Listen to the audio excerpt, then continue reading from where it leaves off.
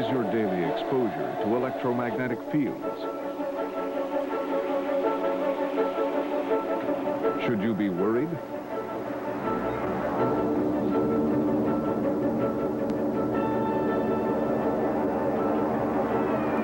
Tonight on Frontline, find out in Currents of Fear.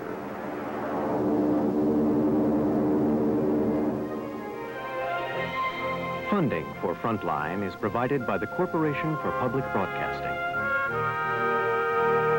and by annual financial support from viewers like you. This is Frontline.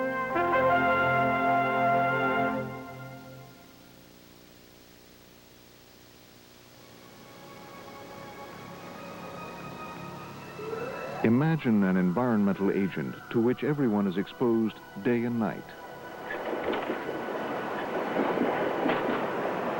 An agent that is invisible, odorless, and silent. An agent that affects young and old alike, at work and at play. Now imagine that this agent has been linked in dozens of studies to various cancers, but that the authorities have taken no action to protect their citizens. Some people believe this is what is happening now in America. The threat they see comes from the electromagnetic fields produced by the more than 2 million miles of power lines that crisscross the country. I think there is a major public health hazard here. I think the evidence to date clearly shows it. I think it is an unforgivably stupid public health policy to say that before we implement any kind of preventive measures, we should continue to study this for another 5 or 10 years in the laboratory. Omaha, Nebraska, like everywhere, depends on electricity. More to drink? The Larm family never questioned it until 1992. In February of 1992, my oldest son, Kevin, was diagnosed with acute lymphocytic leukemia. That very day, in tears, I wanted to know what caused this cancer because I was afraid for all my children. Julie Larm took Kevin to the Omaha Children's Hospital to be treated. Okay. Where his There, she encountered other children with cancers, like Jonathan Hendricks and his mother, Dee. been exposed to the sun. I mean, obviously I have a few moles on the Yeah, I wouldn't worry. Dee was startled by the number of kids at the clinic with cancer. And going through the oncology clinic here in Omaha at Children's Hospital, I was blown away. In fact, I was in tears by the amount of other children that were suffering from cancer. I could not get out of my mind the faces of all the other bald-headed babies. And I knew instantly that this was not a normal thing going on. I wondered what it was in my neighborhood or in Omaha that could have possibly caused my son to have cancer. And driving home one night, I noticed that there were huge transmission towers that were scattered throughout the neighborhood. Julie and Dee became friends and soon were contacted by other concerned citizens like Adrian. I was diagnosed with hyperhemophilia. I was diagnosed with Addison's disease. I've had 7 unexplained miscarriages. I've been diagnosed with cancer. I've had a complete hysterectomy. My parents lived 50 foot from a 160-volt line tower. We grew up as children playing, having tea parties, whatever under that. Their suspicions that power lines had something to do with all these health problems were apparently confirmed when a few months later they saw a segment of the CBS News magazine Street Stories about the dangers of electromagnetic fields, or EMFs. A man has died of cancer. On the trail of a mystery. The program featured a school in California where teachers had abnormally high cancer rates, and a landmark Swedish study showing that children living near power lines had up to 4 times the risk of childhood leukemia. Immediately after this landmark study was released, the Swedish government and the power companies accepted the connection between electromagnetic fields and cancer. Here, the debate about... Also interviewed was a senior public health official Dr. David Carpenter. I feel very strongly about this issue because I really feel people are dying from exposure to magnetic fields that could easily be avoided. So I called the health department the next day. They told me I had to gather the names and diagnosis for as many children as we could before they would start an investigation. So we began a telephone line of calling parents that we knew, and then they would in turn call parents, and we got a list of 11 children that lived within 1 mile of the substation that had been diagnosed with cancer within the last 7 years. So then we called the health department back, and they in turn then did an investigation. We are getting an official map with the lines. While they waited for the health department, they began plotting cancers on a map and reading everything they could find on the health effects of magnetic fields. One author that caught their attention was pioneering environmental journalist Paul Broder. He had written about similar EMF cancer clusters in Connecticut and California. My name is Paul Broder. I've been a staff writer at the New Yorker magazine for the past 35 years. I was the journalist who first alerted the nation to the health hazard posed by asbestos, and I've written... For Broder, EMFs were simply the latest of a series of environmental toxins that industry and government had tried to conceal from the public. It's pervasive. You literally have millions of unsuspecting men, women, and children exposed to power frequency magnetic fields that have already been associated in dozens upon dozens of studies conducted and published in the peer-reviewed medical literature, levels that are associated with the development of cancer. Never before has there been this much epidemiological evidence of the carcinogenicity of any agent, and that evidence subsequently declared to be invalid, and that agent subsequently declared to be benign. Oh, yeah. Okay. Dr. Safranis. By the time Julie D. and Adrian met with the Nebraska Health Department, they had become convinced there was a serious problem with the power lines in their neighborhood, and they were in no mood to be patronized. We used your map to put our dots on. These are the 4 zip codes outlined in yellow.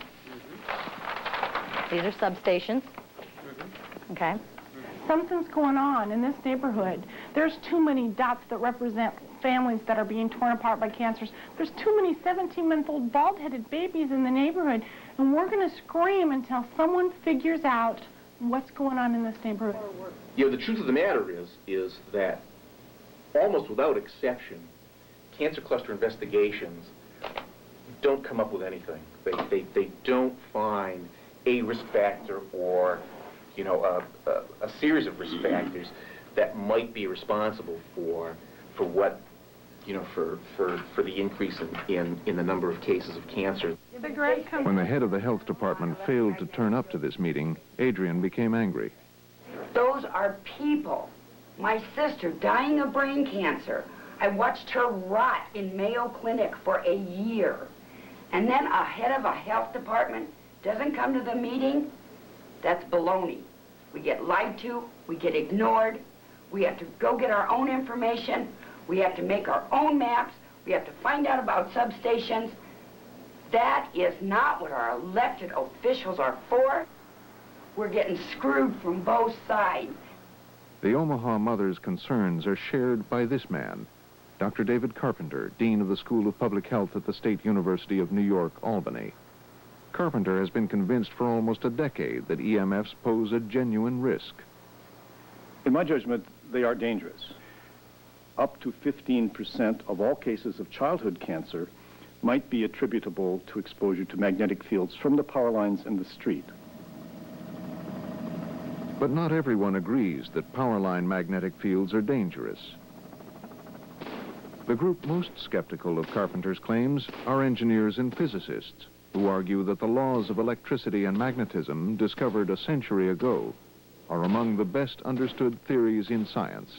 So those sparks are being produced by about 1.5 million volts of electricity, but I can touch the inside, metal on the inside with my bare hands, So much so that museum staff entrust their lives to those principles every day, demonstrating them to children.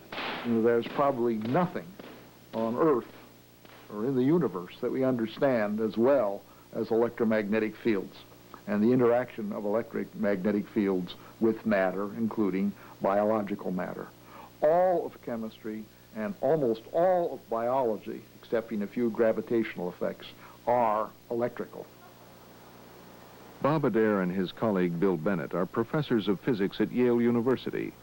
A few years ago, they became interested in this area, and the more they studied it, the more skeptical they became. The notion that power line electromagnetic fields could cause disease seemed, on the face of it, to be scientifically impossible. The thing that struck me most puzzling about it is that the fields these people were dealing with are absolutely minuscule. They're talking about fields of 2 or 3 milligauss, fields that are 1/200th or so of the Earth's magnetic fields. On the back deck, the milligauss readings, today they're kind of low.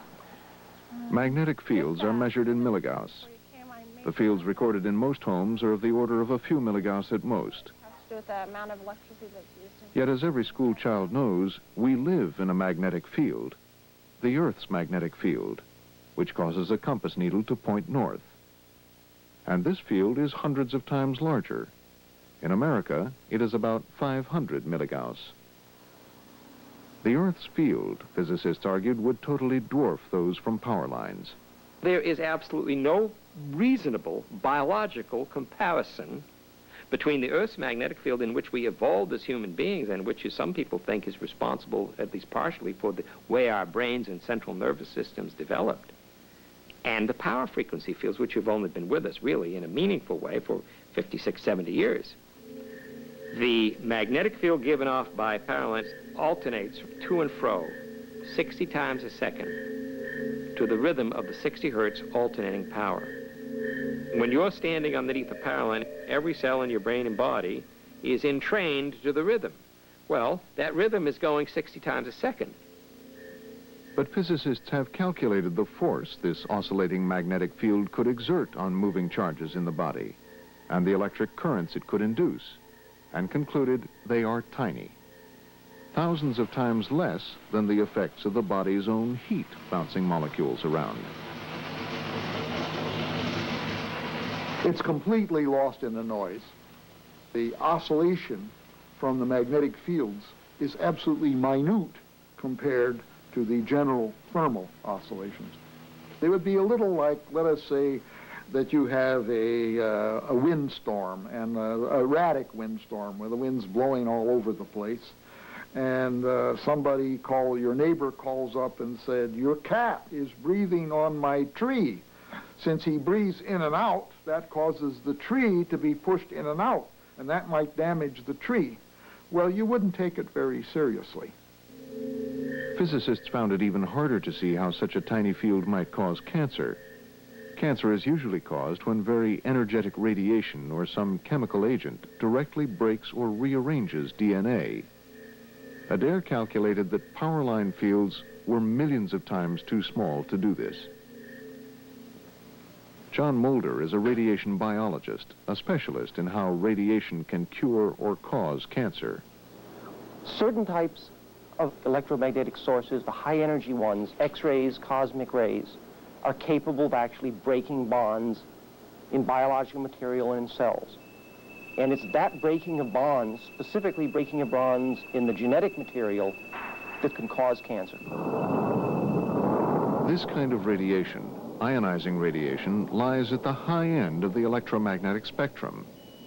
Vibrating at very high frequencies, 10 billion trillion times a second, ionizing radiation like gamma rays from radioactive fallout, cosmic rays from space, and medical X-rays can all cause cancer. But at lower frequencies, the radiation no longer has the energy to break DNA. Within the optical frequencies, the photons have enough energy to excite electrons in molecules, and that's the basis of how flowers grow and of how we see. Once we get down a little bit lower, down to lower frequencies now, into infrared and then into the microwaves and radio frequencies, the photon energy isn't even enough to do that. But it can heat. And that's how a microwave oven works. It works by heating molecules. As the frequency gets a little lower, we now pass through the frequencies used for cellular phones, then television and FM radio, and then even lower the ones used in broadcast AM radio. Somewhere around where AM radio is, the frequency is so low, the photon energy is so low, we don't even get heating. 24 hours of every day, we are bathed in electromagnetic energy from all parts of this spectrum.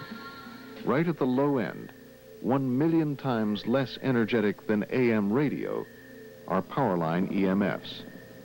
The fields from these lines vibrate only 60 times a second. This frequency is so low and the energy in the field so tiny that all other natural sources dwarf it.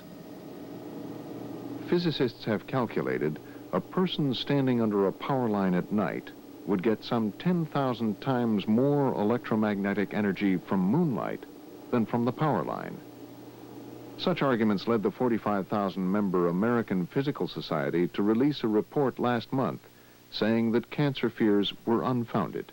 Who says that the lower frequencies don't operate in another way to cause cancer? Who says that they all have to act in the same way? Who says they do? Ludicrous. I mean, what kind of mindset is that? Well, I fear it's the mindset of the American physicist. But it's funny, But the fact that the physicists don't want to believe that should not in any event be the engine that drives public health policy in the face of all this epidemiology, which is the only valid tool we've ever had to take preventive public health measures. It was through epidemiology that we learned that cigarette smoking was hazardous. Through epidemiology that we learned that asbestos inhalation was hazardous. Through epidemiology that we've learned that virtually every one of the environmental carcinogens that we know today and against which we've taken action has come to light through epidemiology. So the physicists are going to tell us, no, forget epidemiology, let's go into the lab? Give me a break. You know, when have they ever discovered anything about biology? Do you think they should stay out of this debate? No, I think everybody should get into the debate, the more the merrier. But I think it's ludicrous for physicists to try to pretend that they know about biology when they don't. And the example I gave, that the last time they got involved in a major public health controversy, it was to assure the American people that no possible hazard come from radioactive fallout, goes to show you how stupid and wrong they were about ionizing radiation. Traditionally, epidemiologists studied epidemics. Working back from an epidemic, usually an infectious disease, they tried to find a cause. Great successes of epidemiology include the major infectious diseases and modern plagues like AIDS. But increasingly, epidemiology has been used to link environmental toxins with disease, and this has proved more controversial. Here, where the effects are strong, most scientists concede that epidemiology alone is sufficient to prove a serious public health risk. In heavy smokers, for example, the risk of disease, the so-called risk ratio, is 10 to 20 times that of a non-smoker. Similarly high risks were found in studies of asbestos workers. These findings were so striking that even before there was supporting laboratory evidence, many public health officials were convinced that such toxins endangered the public and advocated preventive health measures. So if magnetic fields pose similar risks, one might expect that electrical workers exposed to very high fields would get cancer at a significantly higher rate than average. EMF activists like Broder claim this is indeed the case. The clear preponderance of the occupational studies show that workers exposed to power frequency magnetic fields at home and at work are developing cancer at statistically significant higher rates than non-exposed people. But Broder's interpretation of the dozens of epidemiological studies isn't shared by many scientists. The first thing you ask is how strong are the correlations when you see them? So my favorite analogy is to cigarette smoking. Cigarette smokers have 10 to 20 times the incidence of lung cancer of non-smokers. That's a strong association. In the power frequency studies where we find associations, they've tended to be pretty weak. In the EMF studies that found an elevated risk of cancers, risk ratios of only 1.5 to 2 are typically seen. The second thing you would look for is it consistent? Does everybody find the same thing? All studies, for instance, of smokers showed elevated lung cancer. But with the power frequency occupational studies, you don't see that. Some studies show leukemia elevated, some studies don't. Some show brain elevated, some show that they're not. 3 recent very large occupational studies produced quite inconsistent results. One found elevated levels of brain cancer, but no leukemia. A second found no brain cancer, but did find a suggestion of a link with leukemia. A third found nothing at all. Many epidemiologists think this inconsistency, combined with such low risk ratios, raises serious questions as to whether there is in fact a real risk, or whether all the studies are picking up is statistical noise. If it's a low-level risk, you have to be very careful. Epidemiology is not sufficient in and of itself unless you have a situation where you have an overwhelming disease response. And we have a few examples like that. The vinyl chloride monomer story, where a small number of workers developed a very rare malignancy, angiosarcoma of the liver, and were identified as having very high exposures to vinyl chloride monomer in the process of cleaning out some of the reactors. There we had a risk ratio which exceeded 200. There were also issues about whether all of the workers in these studies had really been exposed to magnetic fields. While serving on the Oak Ridge panel investigation into EMFs, Bill Bennett read dozens of epidemiological papers and found some were quite misleading. There was one report published that referred to an epidemic of male breast cancer among telephone linemen in New York State and the phone company. When you look at the data, you find that although this predicted a relative risk of something like 6.5 to 1, there were only 2 cases that were reported, and they weren't linemen at all. They were actually office workers. So that somehow on the basis of these 2 cases, one is led to believe that there was a serious problem involved. And Bennett realized there were other occupational categories that epidemiologists seemed to have virtually ignored. Going down to the Amtrak station, he measured a 50 milligauss magnetic field, even with no trains. And he decided to do an experiment.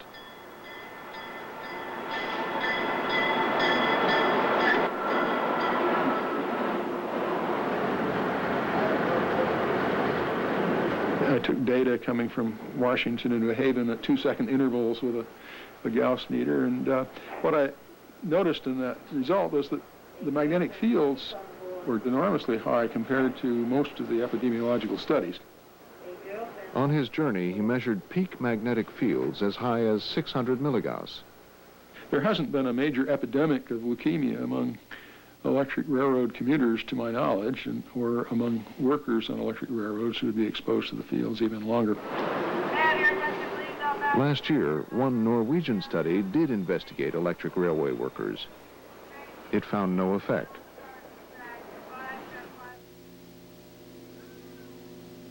But there are other problems that make interpreting the occupational epidemiology difficult. While workers in a substation are exposed to about 40 milligauss, the fields from home appliances can be quite large as well, especially 6 inches or less from the appliance.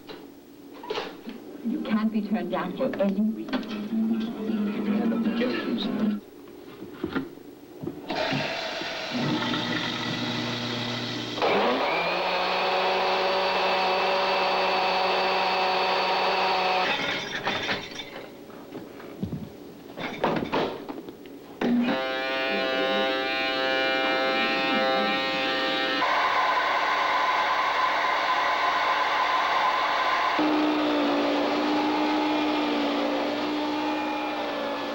While these appliances are only on intermittently and the fields fall off quickly with distance, some, like electric blankets, can give long-term exposure.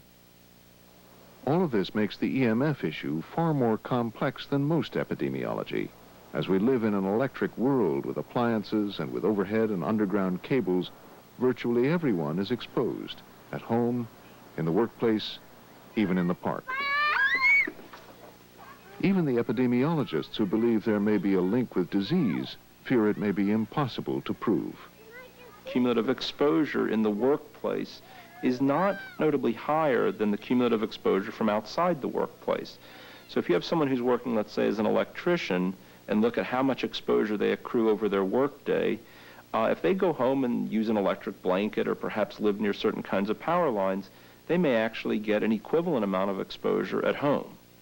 So much for the claim of the electric utility industry that this is, quote, junk science.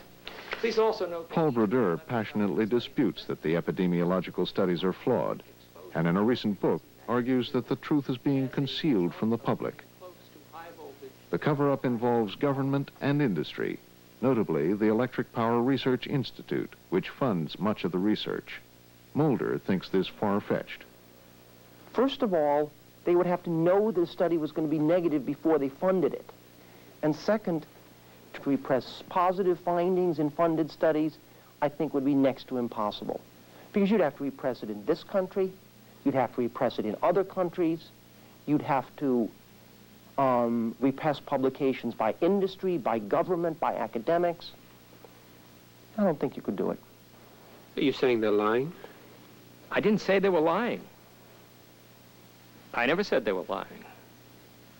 And I have never claimed, nor do I believe, that any one of these scientists or any scientists who are being financed by EPRI or by the utility industries are falsifying their scientific data. What they are doing, and let's be clear about this, is not lying. They are coming out and they're making public pronouncements about their opinions. It is my, quote, it is my opinion that there's absolutely no validity in any of the epidemiological studies that have been done so far. That's Patricia Buffler. Madam Buffler is not only a paid consultant of EPRI, she's a paid consultant of the San Diego Gas and Electric Company and has given an affidavit for them in court. I've worked with the U.S. Environmental Protection Agency reviewing their document on EMF, and I've worked with the Electric Power Institute putting in place their research program. Those are very important activities to participate in, and I think for someone to infer that by virtue of participating in those activities, I have a conflict of interest, is to attempt to intimidate me or others from participating in this public debate. I do something. I mean, I really... Back in Omaha, Hey, thanks for coming down. Julie, Dee, and Adrian, dissatisfied with the health department's response, joined a national activists group, There were the two EMR Alliance. They were babysat, and they were both diagnosed with cancer. And 10 years prior to that, there was a child with a... We do believe there is a cover-up, and that they have known about the link with electromagnetic fields and cancer for quite some years. Transmission lines over that way. Certain individuals have the information and are able to protect themselves and their families. It is not fair that the rest of the public does not have it. They need to tell the truth.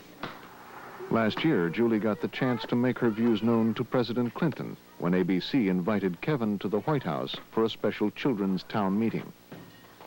In preparation for the program, ABC filmed Kevin in Omaha. I just think it's a big cover-up. There's just too many kids getting cancer around here.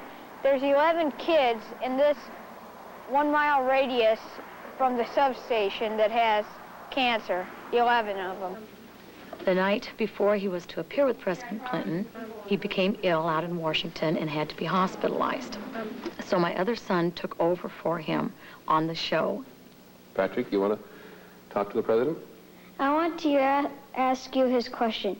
I have heard that recent studies have linked EMFs to childhood cancers. Other countries, such as Sweden, are passing laws to set standards as our president. Can you help lower EMFs so hopefully some childhood cancers can be prevented? That's something that we can do something about. We had a study in 1990 which was inconclusive about it, but you're right, Sweden has concluded that EMFs do lead to higher rates of cancer. So I have asked the person who runs the Environmental Protection Agency for our government to do a review of this and to make a report to me in the near future. We just have to look into it and see whether we think there's honestly evidence there, and if there is, then we have to take action, and we're looking into it. And you tell your brother to hang in there. Kevin, I hope you're watching us, and we're praying for you and pulling for you. 5 days later, Kevin, Patrick, and Julie were invited to the Oval Office to talk further with President Clinton. In my heart, I believe President Clinton is sympathetic to the children. After meeting with him, I believe he's sympathetic, but I believe because of politics and large industries, his hands are tied.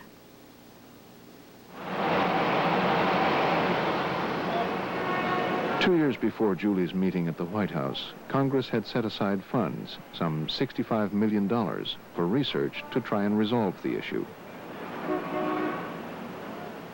Because of the inconclusive epidemiology, research scientists like Gary Borman were brought in to investigate EMFs in the laboratory. Perhaps with carefully controlled scientific experiments, biologists would be able to unlock the mystery of magnetic fields. Borman realized that to get definitive answers, he had to attract first-class scientists. You have to apply the same scientific standards to magnetic field research as you would to any other field. We're trying to get the best investigators we can to bring their resources and their intellect to bear on this problem. It's very difficult. A lot of scientists would rather work on AIDS, breast cancer, or other areas, and they're reluctant to get involved in this field. We're trying to get the best scientists involved, and we're having some luck in that regard.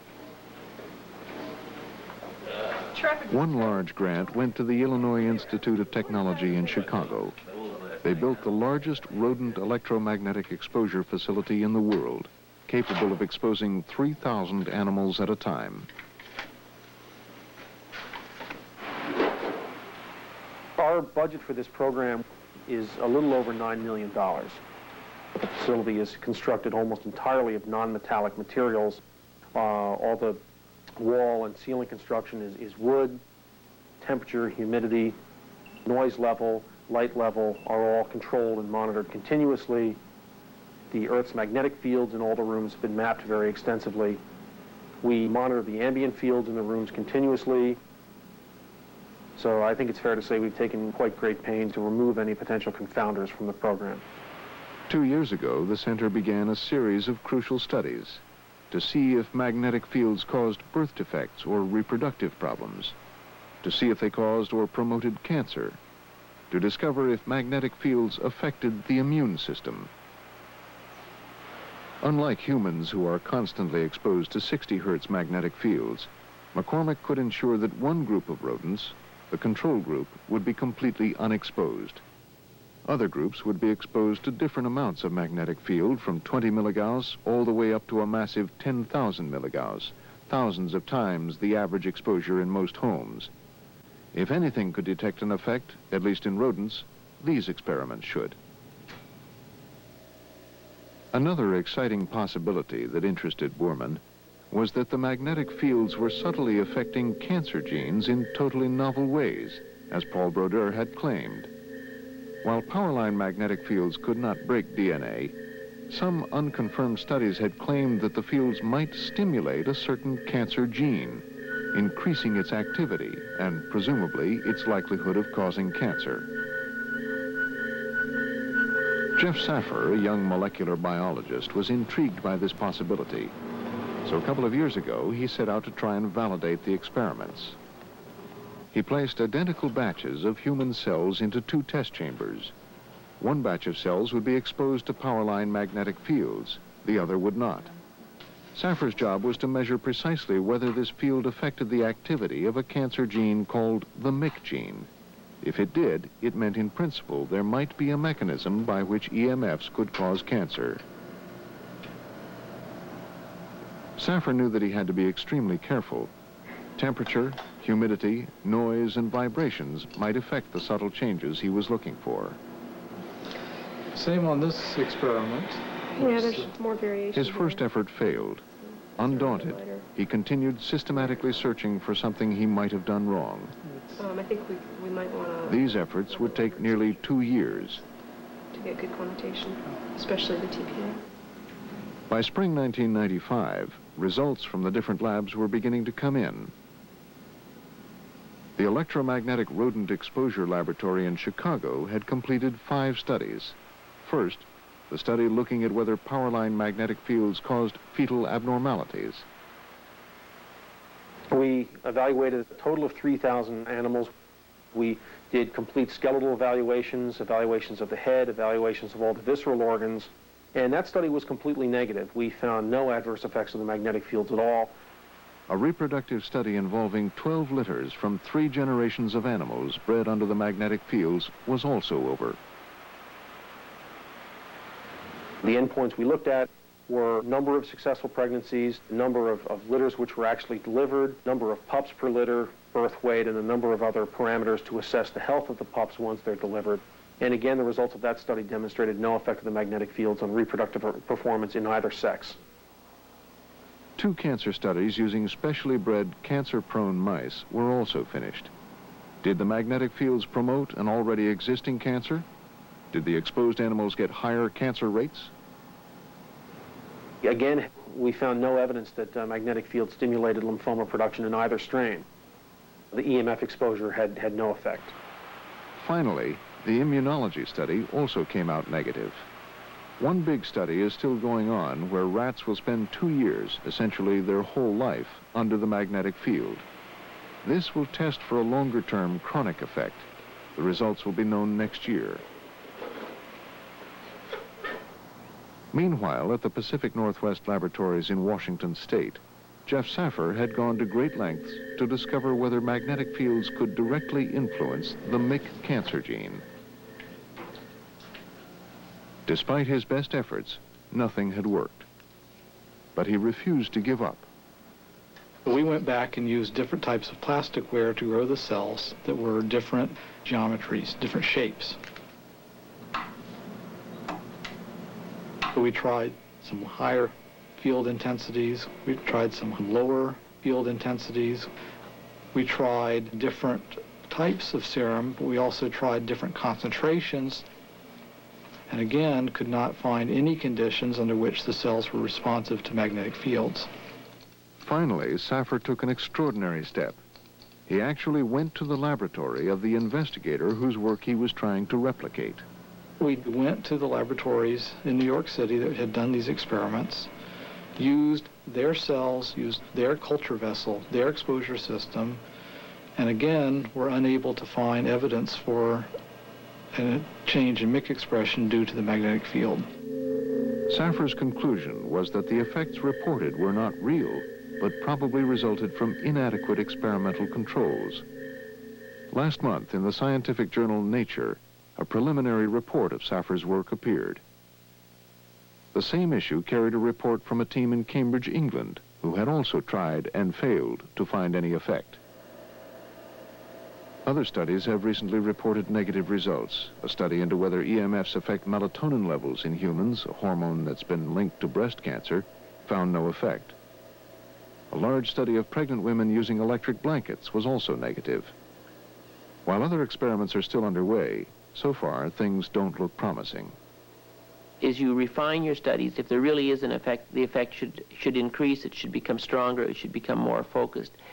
And if you cannot, with repeated studies and with better studies, you continue not to find an effect or find only marginal effects, then it becomes obvious that there's really nothing there. When completed, these studies will help Congress decide what, if any, action to take. But Paul Broder doesn't believe laboratory studies should drive health policy. Laboratory studies are not going to be the criteria upon which we base preventive public health measures. We have used the epidemiology as the only viable tool for implementing preventive public health measures. It is the only viable tool. And then also information came in from that. But in the face of so much negative laboratory data, can epidemiology alone prove that cancers like the one Kevin Larm has are caused by EMFs? One thing most epidemiologists agree on, even the ones who support a link between EMFs and cancer, is that the kind of lay epidemiology that the Omaha parents have done is unsound. They had identified 4 zip codes in Omaha which appear to have 2 to 3 times more cancer than average. And these zip codes are crisscrossed with power lines. It looks impressive, but for two things. First, according to their map, only 3 of the cases actually live within 300 feet of a power line, and power line fields fall off to tiny levels within this distance. But there is a second, more crucial weakness to this lay epidemiology. Cancers do not fall evenly across the landscape. Even if there is no carcinogenic agent in the environment, just by random chance, some zip codes will get more cases than average. Others will get less. For example, this densely populated zip code a few miles away has just 5 cancer cases, less than half the expected number, and it too is crisscrossed with power lines. In many of the cluster investigations where cases are taking place in time and space, these events most likely are happening by chance. And if you draw artificial boundaries around a cluster in time and place, it's like the Texas sharpshooter. Epidemiologists like to tell their students the cautionary tale of the Texas sharpshooter. He takes his gun, shoots at the side of the barn, and then draws a bullseye around it afterwards, and then says, aha, I have a bullseye. Drawing artificial boundaries in space and time, such as cancers occurring in certain zip codes during certain time periods, can create an illusion of a cluster. In fact, like the sharpshooter's bullets, cancers are usually scattered randomly throughout the landscape. Even scientists who support an EMF cancer link agree it's not valid scientifically. By statistics alone, it's very possible that there will be a number of cancers in one block and none in the next 10 blocks. And if one wants to try to identify sources of cancer, what one must do is study many, many children. That's just what a number of investigators did. Over the past 15 years, a series of residential studies, each involving thousands of children, have been done. The results have been controversial because, depending on how exposure from power line EMFs was estimated, epidemiologists either found or did not find associations with childhood cancer. Like the occupational studies of electrical workers, the typical risk ratios reported in these studies were low, around 2 or less. Too low, most epidemiologists felt, to prove an effect. But in 1992, a landmark study appeared from Sweden. A huge investigation, it enrolled everyone living within 300 meters of Sweden's high-voltage transmission line system over a 25-year period. They went far beyond all previous studies in their efforts to measure magnetic fields, calculating the fields that the children were exposed to at the time of their cancer diagnosis and before. This study reported an apparently clear association between magnetic field exposure and childhood leukemia, with a risk ratio for the most highly exposed of nearly 4. The Swedish government announced it was investigating new policy options, including whether to move children away from schools near power lines. Surely, here was the proof that power lines were dangerous. The proof that even the physicists and biological naysayers would have to accept. But 3 years after the study was published, the Swedish research no longer looks so unassailable. This is a copy of the original contractor's report, which reveals the remarkable thoroughness of the Swedish team. Unlike the published article, which just summarizes part of the data, the report shows everything they did in great detail.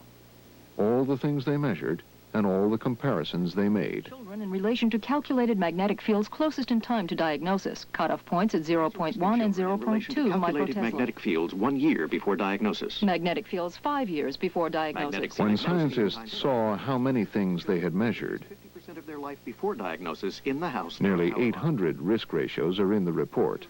In relation to spot measurements. They began accusing the Swedes of falling into one of the most fundamental errors in epidemiology. One-family houses. Distance to power line. Distance to power line restricted. Sometimes called the multiple comparisons fallacy.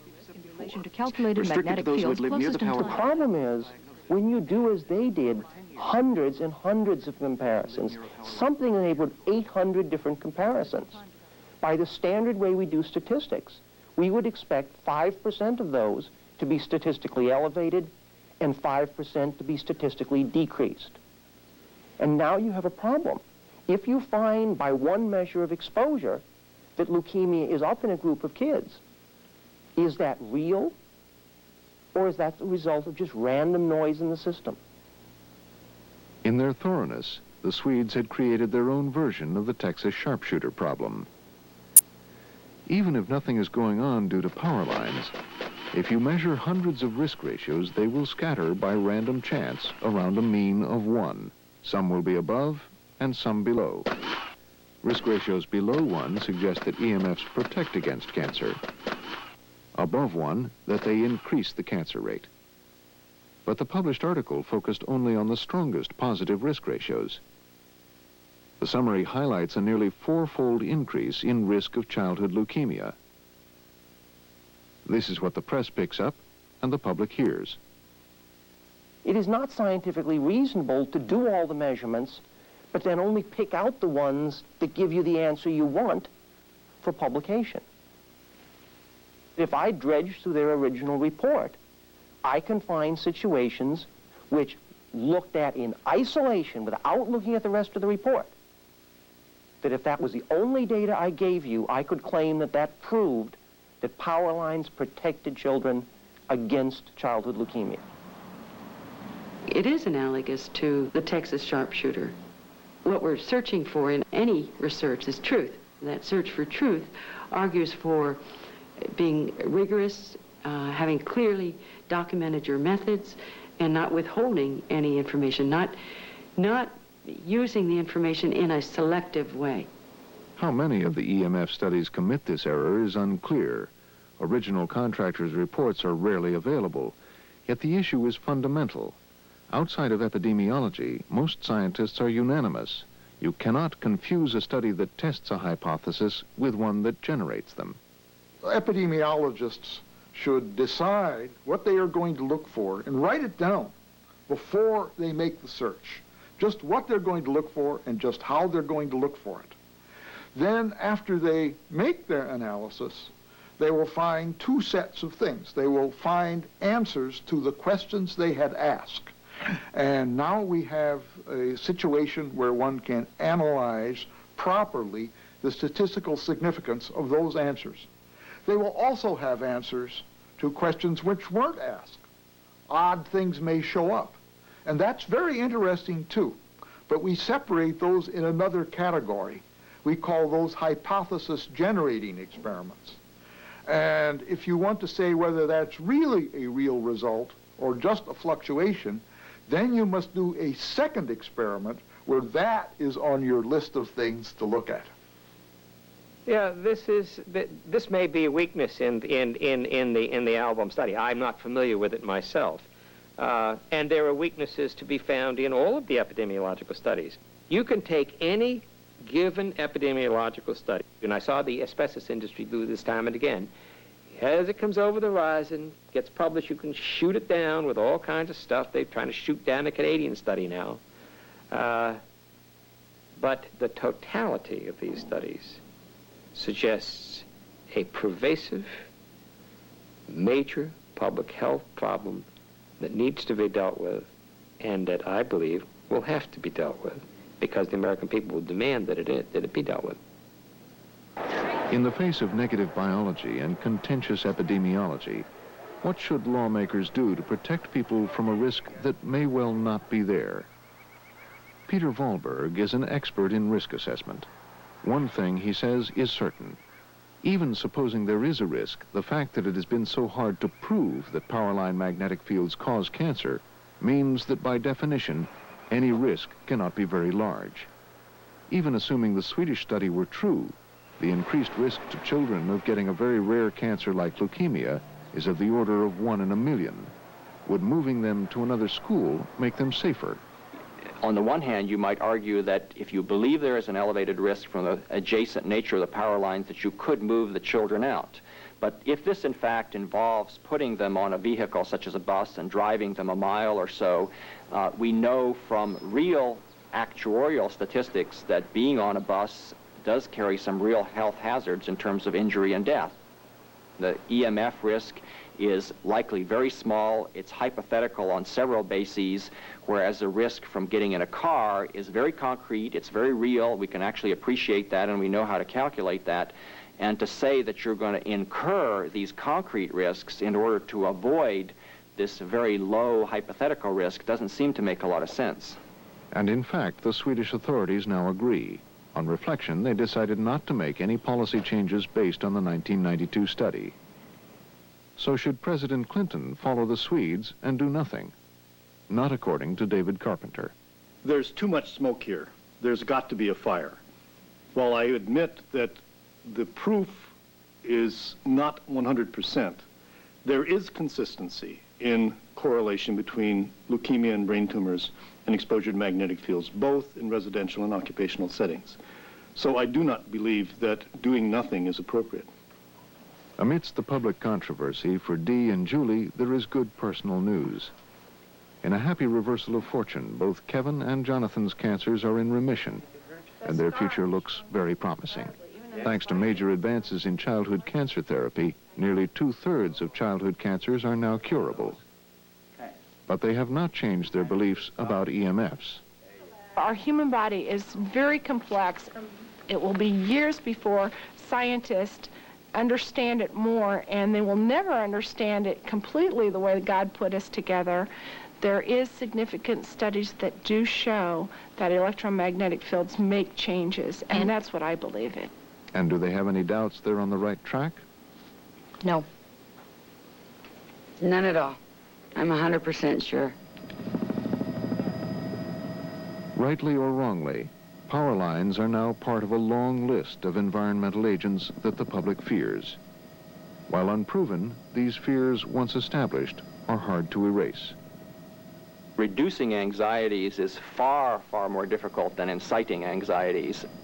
I think it partly hinges on a difficulty that people have with understanding numbers. I mean, you can say the risk is high, the risk is low, and so forth, but the quantitative differences are difficult for people to appreciate. But why would people fear power lines more than established risks, such as smoking and driving? What are the big risks that people seem to be totally unafraid of, like driving a car, versus the small risks they appear to be very afraid of? The differences seem to be people are less afraid of risks they think they control, and they're less afraid of risks that they think they understand. So the things that people are most afraid of is things they can't control and don't understand, and certainly power lines fall right in that category. A society must pay a price for its fears, whether they are real or imaginary. The power line controversy is costing an estimated $1 billion a year. Money, critics argue, that could be much better spent elsewhere. The total cost to our society was this nonsense, this unreasoning fear of electromagnetic fields. Is a serious drag on our economy and in some sense on our civilization. And it's like the little boy who calls wolf all the time.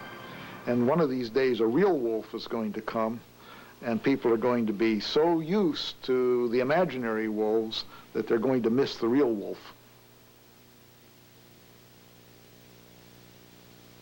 Frontline